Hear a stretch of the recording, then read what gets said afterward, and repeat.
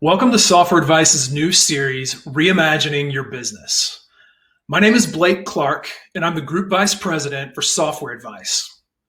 In this series, I'm interviewing business and tech experts to understand what you can do to reinvent your business and find success in the new online world. Today, I have the pleasure of speaking to Nagesh Rao, who is the Director of Business Technology Solutions at the Small Business Administration. The Small Business Administration serves over 30 million businesses across the United States and has been critical in helping people sustain and recover during this pandemic. Nagesh, welcome. It's great to talk to you today. Thank you. I'm excited to be here too. Yeah, so why don't you tell us a little bit about yourself, specifically talk about your background and what you do at the Small Business Administration. Sure thing. Thank you, Blake. As the Director of Business Technology Solutions, I oversee our agency's practice around the DevSecOps model. So that's the software development, and as it encompasses both the security and operations play for deployment of software technology solutions to our colleagues at the U.S. Small Business Administration. My team is housed under the Office of the Chief Information Officer. And essentially, our job is to help ensure what technology or non-technology solutions might be applicable to solve a particular business problem or business requirement need for our peers at the federal agency.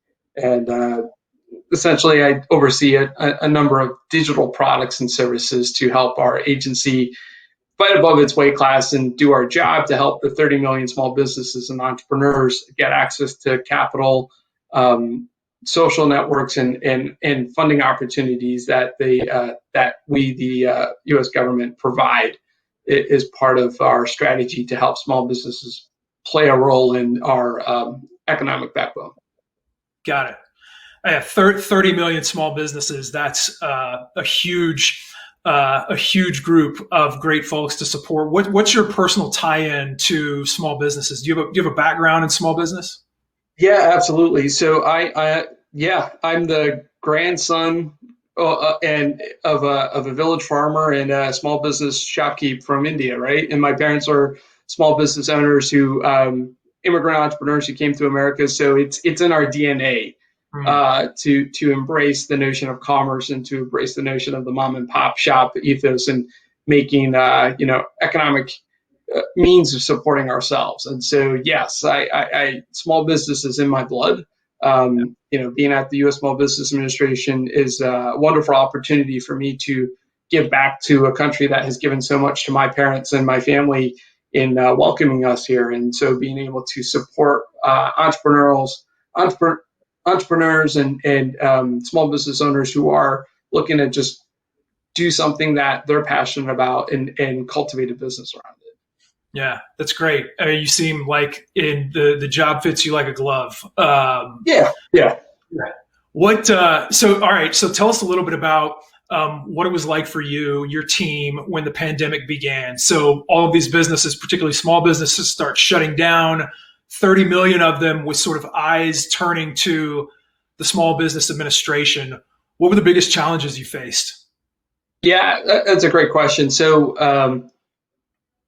the agency was put front and center as part of the $2 trillion CARES Act that Congress implemented as part of the economic recovery and a series of economic recovery and solutions and funding opportunities that were put out there to help stem the tide as the result of the pandemic and more importantly, being able to keep businesses afloat. And so it's two stimulus packages that came out of the CARES Act that SBA was asked to administer was the Paycheck Protection Program and the Economic Injury Disaster Loan Program. And me and my team were set with the task of building the technology stack that made both the PPP and the EIDL programs feasible in the first place, for us to be able to collect the information from the banks, whether from the PPP for the loans that were going out, or if it was EIDL for the loans we were giving directly to as injury disaster loans to the small businesses. It was my team that had to develop that technology suite of solutions that could enable a small business to get access to that funding opportunity and and apply and become eligible for it. And so it was a very daunting task because we were pretty much given less than 10 days to come up with solutions on the spot. And we did. My team worked overtime, and it was a collaborative team effort across, not only from the CIO perspective at SBA, but with our program offices and front office leadership of the agency. We were empowered and given the tools and opportunity to help bring a solution to the problems we were facing. And to date, I believe with the PPP program, it's pushed over $500+ billion out to small businesses and forgivable loans. And for the EIDL program, I believe it's been over 1 million applications that have been received on that front, and has pushed almost $80 billion out the door already. It's unbelievable. Wow. And for you in a largely technical role, what were the challenges you faced trying to support that amount of traffic and interest coming to the technologies you're trying to support and maintain? Yeah, so we had to pursue a SaaS-based solution. That was just, the pandemic, if anything, what the pandemic did was just show the power of what IT is and what it was going to need to be for small businesses, or for anyone who is making their living through commerce, to be able to actually survive and compete in a global market. And so the notion of e-commerce and engaging with folks on a virtual setting was just important. And so we, as an agency, were telework ready. Our fearless leadership from Maria Rowe and Guy Cavallo and the administrator Carranza were very clear, like, hey, telework turns on immediately. And we were prepared for that. We had the equipment, the solutions already in place. So on the front of just having people be telework ready and capable, we were pretty darn good and ahead of the curve on that front. I think what was interesting was the new solutions that needed to be built very quickly. And because we've embraced the SaaS model of engagement and SaaS model of using solutions to do what it is that SBA does best, we were able to quickly pivot and shore up the systems to be able to handle the traffic load. For instance, when it was announced that SBA was going to be taking the lead role on PPP and EIDL, the surge of traffic came massively to SBA.gov, which is another digital product under my team's portfolio. And the web traffic was just enormous. I mean, to date now, from March to current, we've hit past 40+ million visitors, unique visitors coming to the traffic site, looking for information, looking to gain access to information on how to apply for the PPP or EIDL program. So we were the gateway. My team had to keep the gateway platform up and running, and it never once went down because we had moved it to the cloud a few years ago. When we moved it into the cloud, we invested in the notion that we had a platform that could be scalable over time in the event of a surge of traffic. Yeah. So you said 40. I think you said 40 million. Yeah, 40 million. 40, yeah. We were like every day hitting, like, breaking records, like over 1 million plus visitors every day, 2 million, 3 million. It was going pretty high. Like, each day we were like, oh my God, it's just breaking a new set of records that we were, for an agency that, would not get that much traffic during normal times. Yeah, I mean, it sounds like multiple orders of magnitude more traffic, maybe even than you would get in a year, in a very compressed period of time. I mean, I think it's great. Your site never went down, which is huge, because to your point earlier, you're here to support 30 million small businesses that depend on you. So you obviously made some shrewd decisions even prior to the pandemic. Can you talk a little bit about what was that like? What was the process like of convincing, or I don't know who you had to convince, but kind of selling in the idea that these moves to the cloud will have a lot of benefit, particularly if someday there's a surprise spike in traffic? Yeah, so me and my leadership were a bit paranoid, and paranoid keeps you prepared. That's true. The SBA is a cabinet ranking level agency, and it has a very important directive and mandate to be there for the American small businesses. And so we early on realized that if we're going to be a agile, nimble, but effective agency, we have to be ahead of the curve when it comes to how we operate. our business style. And so I'm fortunate enough that Maria wrote and Guy Cavallo had a very bold and robust vision. And Maria, as a result, is no longer with us at SBA. She moved over to the White House Office of Management and Budget, where she's now the federal deputy CIO for the country. So she just took that job about a few weeks ago. So it's a testament to her leadership and style and ability to be prepared and really see be able to see the tree leaves itself, but then see the forest when you look back and ask yourself, what is the trajectory for the next few years? What do we want the horizon to be? Yeah. Yeah. I mean, it's great to hear that there was such strong leadership there that had foresight in taking those actions. So I think that's really commendable.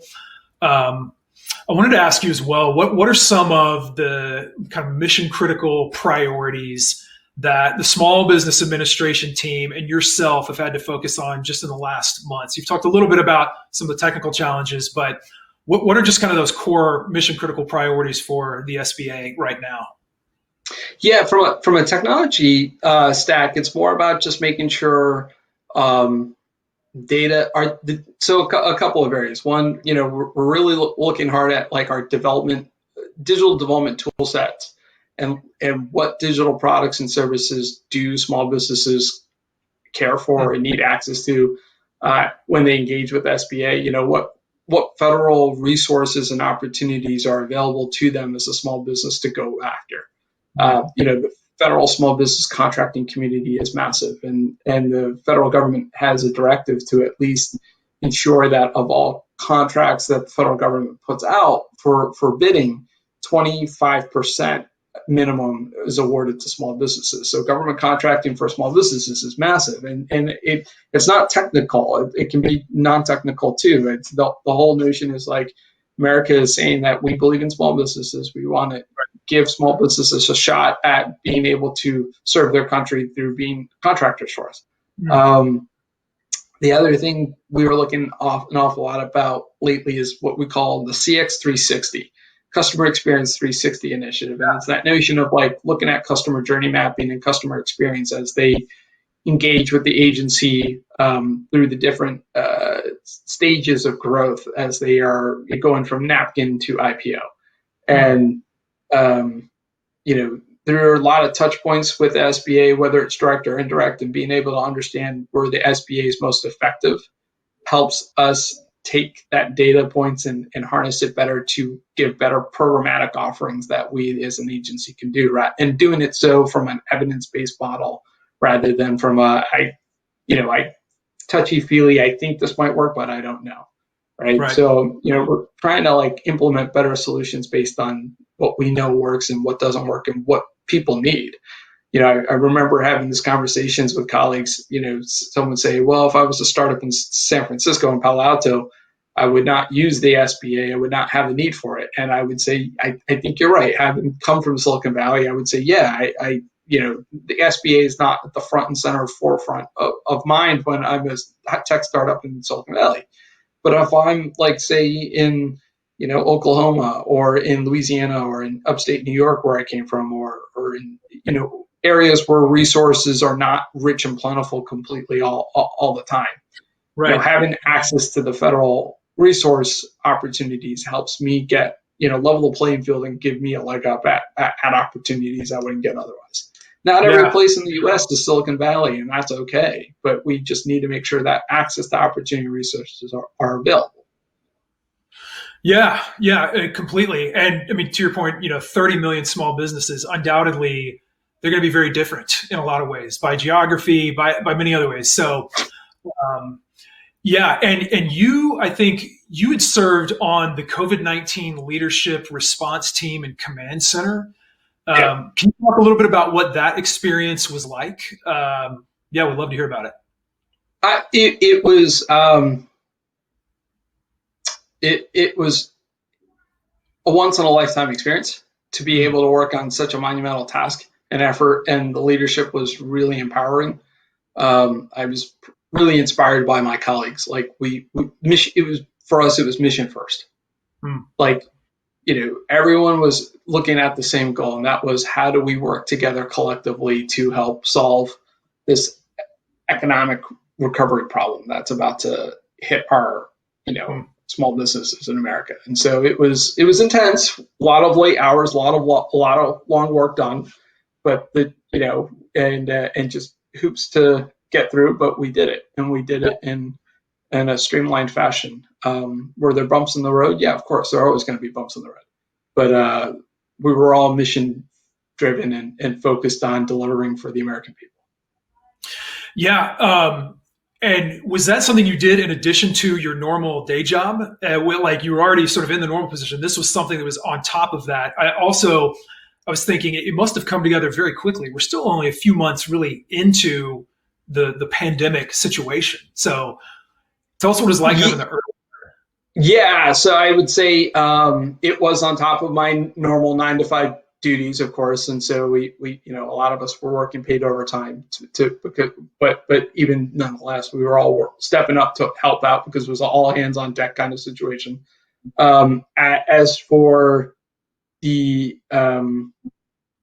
setup, I mean, with virtual command center, so there was a physical command center, and a few folks, were there to help the cause from all across the agency. But then the virtual command center was what we did. We stood that up, and we stood up very quickly using the suite of tools we had. We were able to set up a site really fast, a team site, and the team site worked really well. And it's what was nice is that we could iterate and develop on top of the different tools there over time. So we stood up the basics at first, and then have built out features based on what people need as time has elapsed.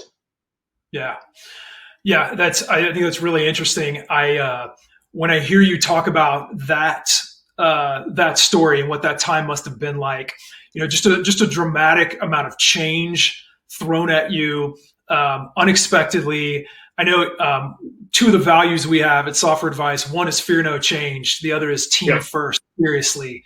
And I thought of those because I think they're applicable, beyond Software Advice. It sounds like that's kind of how your team approached it. Was there a fear involved as that started? How did you overcome that to just say, look, the world is different and we've got to have a bias to action? Yeah. Yes, there was a lot of fear. There was a lot of anxiety that, that's obviously going to be there. And, our job was just to be calm and cool. I'm a materials engineer by training. So, the laws of thermodynamics do not escape me. And anyone who's studied thermodynamics knows that one of the golden rule equations is delta S is greater than zero. That's the equation for entropy. So if you can embrace and understand entropies there, you also understand that change is a constant force, and that you should be able to embrace change, not fear it. Yeah. Yeah, I was a business major, so that all just went right over my head. But yeah, so you've talked a few times about team. You've talked about the support you felt from leadership. You've talked about how your team had to act quickly. What was that like for the teams you manage, and how did you support and encourage your teams as you had to completely kind of reinvent how you're going to work? How did you do it? I work with a lot of really fun, talented nerds, and it's a multi-generational, multi-diverse team. And so our ethos has been the Avengers assemble and whatever it takes. Like that's how we operate, and we're there for the mission. And so it wasn't really hard for me to sell or force or cajole. It's more a question of like folks wanted to know where they could be played, where they could be most effective. And I really take to heart the right now reading Sacred Hoops by Phil Jackson, and just kind of looking at the model that Phil Jackson implemented when he was with Chicago Bulls or LA Lakers, and just realizing that like you have to, the sum is greater, the sum is greater as whole than when divided as part, right? Like the sum of the parts is greater as whole. And so that's it, man. I don't know how to explain it beyond that. It just clicked, and everyone knew, all hands on deck, do it, get it done.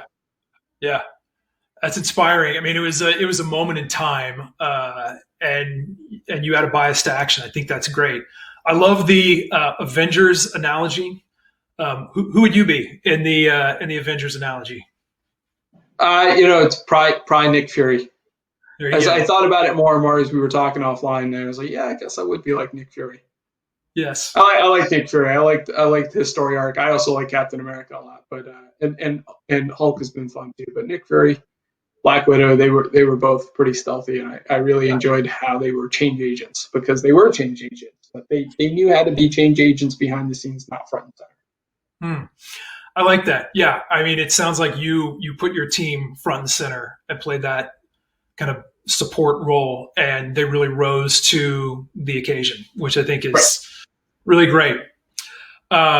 Great. Well, so I wanted to ask too, as you look more broadly across the small business landscape, so a couple of things. One, a lot of small businesses, as we said, have temporarily shut down amidst the pandemic. From your perspective, any advice that you would have related to reopening strategies? Are there specific technologies you're thinking about that small businesses should embrace? I think if you're a small business and you're not adopting some digital strategy or social media suite of tools, you need to be doing that. Hmm. It's been funny watching the restaurants during the pandemic, which ones have been able to uh, pivot and acclimate to the situation and which ones didn't.